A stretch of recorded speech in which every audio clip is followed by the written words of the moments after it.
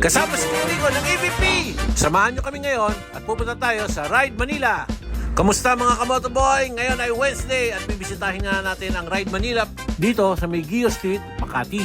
Gamit ang ating electric bike.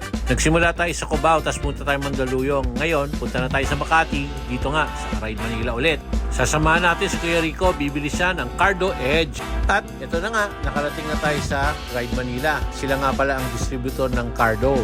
Si Kuya Rico nga pala ang may-ari ng EVP, Electric Vehicle Philippines, dito sa May Mandaluyong. Dumiretso na pala tayo sa counter. Tanong natin kung available ang Cardo Edge Solo. So habang chinecheck na yung availability ng stocks, ikot muna tayo sa Ride Manila. Ayan, ang dami nilang magagandang items. From helmets to jerseys, pati mga boots, jackets. Ay, maganda. Ito nga, nakita ko tong jersey na to. Ang lambot-lambot ng tela niya. Ang sarap sa katawan. Ito nga, chinek ko kung merong size ko. So ito, XL. At ito, wow. Uy, double XL. Ayan, kasya na sa akin to. Ayun, galing. May size sila. Nga lang, ako ang walang pera. Habang nandito nga kami, biglang dumating si Sir Ivan ng tunay na rider. Oh, tunay na rider. Ito.